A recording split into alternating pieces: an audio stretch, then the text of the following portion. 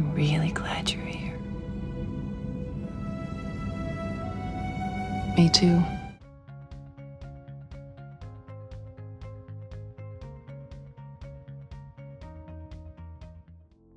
Number 10, Lucas Sinclair and Max Mayfield. Stranger Things. I didn't realize it was such an honor to go trick-or-treating with you. Yeah, I mean, we know where to get the full-size candy bars. We figured you'd want in.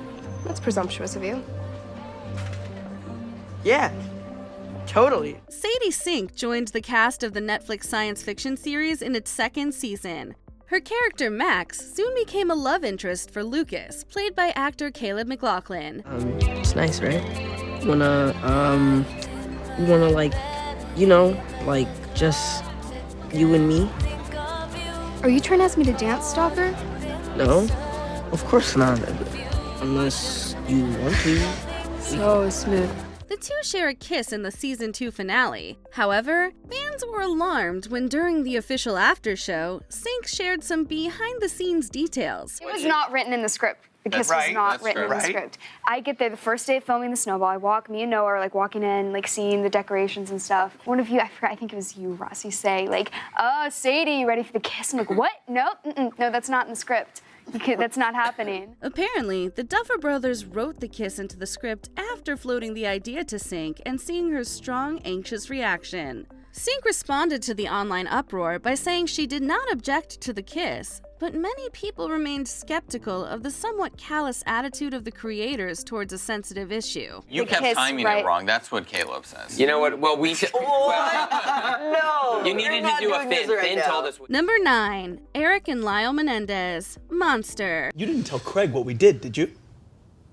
No, of course not.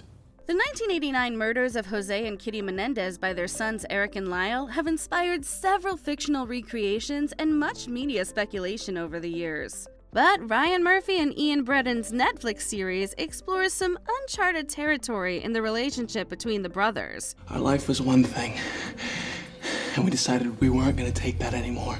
Right? We wanted more out of life, so we did what we had to do. The second episode in particular drew criticism for what many thought was a disrespectful depiction of an intimate moment between the two. Critics deemed it exploitative. Murphy responded by explaining that the show aims to explore many theories and perspectives that seek to explain the Menendez's crimes. But this still left a bad taste in many viewers' mouths. I think the show is a very interesting, what we're trying to do is a Rashomon approach, where we show many perspectives. That's what the show does. In every episode, you are given a new theory. Number 8, Evan Buck Buckley and Thomas Tommy Kennard, 911.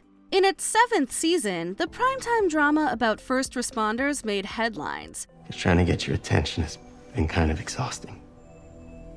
My attention? Firefighter Evan Buckley, known affectionately as Buck, has an epiphany about his sexuality when he realizes he's crushing hard on fellow firefighter Tommy Kennard. The two share a passionate kiss that came as a surprise to some viewers. Fans were largely receptive, if not downright ecstatic about the development. Yeah, that works. So that was okay?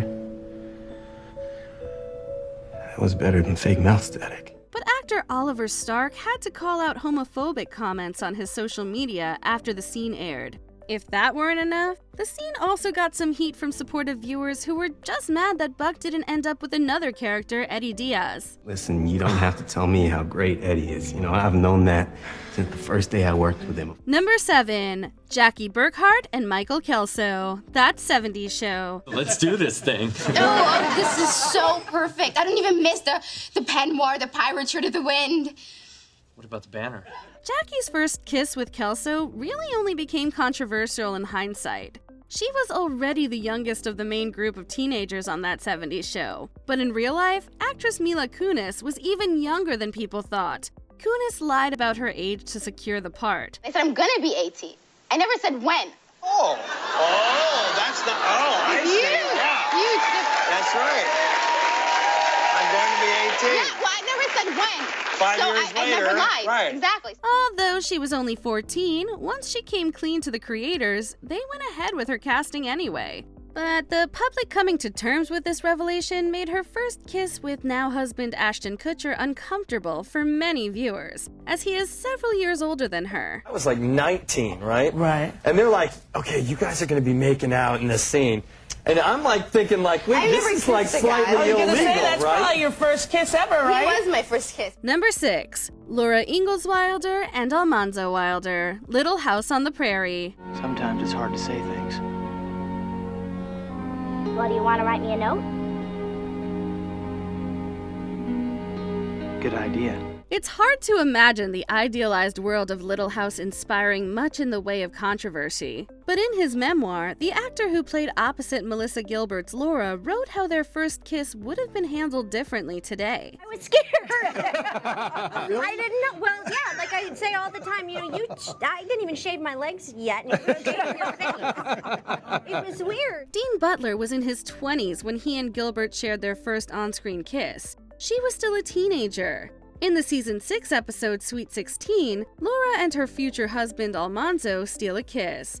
There was even more drama happening behind the camera. Reportedly, Gilbert's mother was distraught about her daughter having her first kiss on camera. My mom was, I hear your mother was pretty hysterical, in the crying. background. sobbing out loud, which did not help at all. Number 5. Jack McPhee and Ethan, Dawson's Creek. Jack. Hey. Hey. What are you doing here? I just drove a really long way to tell you, more sort of to try. The scandal surrounding this kiss started behind the scenes. From the start, Dawson's Creek had parents up in arms over its portrayal of teen relationships. But showrunner Greg Berlanti did something truly groundbreaking. He put a romantic kiss between 2 gay characters on primetime TV. Yeah, I want to show you that I can and that I'm not afraid to... Hell, this. The network pushed back right away. The creators were hit with all sorts of limitations and rules about how to position the camera and actors in the scene. But the team didn't back down. Berlanti even threatened to leave the show. Jack and Ethan don't end up together, but it's still a romantic and historic moment for representation on television. A wash. You hurt now because you had the guts to put yourself out there. Number 4. CJ Lamb and Abby Perkins, LA Law. I'm sorry, I have to go home. I've got to go. Okay. The first kiss shared between lawyers CJ and Abby was controversial for several reasons. Ahead of the 1991 episode's airing, several sponsors expressed displeasure with the kiss, leading a few to actually pull their advertising. It's no big deal, Abby. Look, it happened once. It doesn't have to affect our friendship. Reviews were mixed, but it was a hot topic for months afterward. The moment was also criticized by cultural commentators. No substantive gay romance storyline ever materialized. Afterward, LA Law was partially blamed for popularizing the lesbian kiss episode trend, a critique of shows that interjected a one-time encounter between female characters as a ratings stunt. Why did you kiss me back? I don't know. I don't know. I was probably a little curious. I don't know. Why did you kiss me? You don't have to answer that. Number 3. Jadzia Dax and Lenara Khan, Star Trek Deep Space Nine. Maybe we shouldn't see each other. Just give people the wrong idea. Or give them the right idea. Science Officer Dax and Lenara Khan's 1995 kiss wasn't exactly typical. Dax is a member of the Trill, an alien species capable of transferring to and from symbiotic host bodies. The attraction between Dax and Khan comes about due to Khan's previous romance with one of Dax's former hosts. I thought I'd gotten over you. It's been so long and so much has happened. And now I know I haven't. Many praised the storyline, although there was some negative pushback. Phone calls from angry viewers poured in. A local broadcaster even removed the kiss from the episode entirely. But others remember the storyline fondly for its use of allegory to condemn homophobia. The two of us together, you know what that would mean. I know exactly what that would mean. but I think it's worth the price. Number 2, Roseanne Connor and Sharon. Roseanne. Oh, now just relax, Jackie. There's nothing to be nervous about. No, what's to be nervous about? Roseanne Connor may have been the know-it-all, but even she was in over her head a little when she went out to a gay bar with Jackie, Nancy, and Nancy's new girlfriend Sharon. Played by Mariel Hemingway, Sharon takes to Roseanne immediately. You know, Roseanne, we ought to hang out more often. I was thinking that too, but next time, let's leave the wives at home. You read my mind. She plants a kiss right on Roseanne's lips to the excited hollering of the studio audience. It was a brazen moment that flew right in the face of the conservative criticisms of primetime TV at the time. ABC was reluctant to air the episode, fearing for its advertising dollars. Roseanne was one of its biggest shows. I told her there might be a chance you might freak out. I'm not freaking out. Why would I freak out? Well, you know, maybe you like the kiss just a little. When it finally aired in March 1994, the reception was relatively positive. Hemingway would later joke about the moment when she hosted SNL. See you in a bit. Come this way.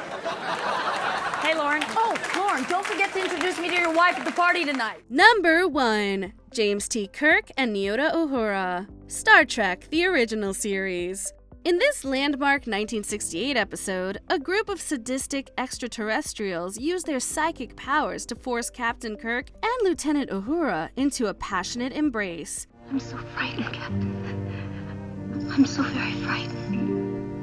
That's the way they want you to feel.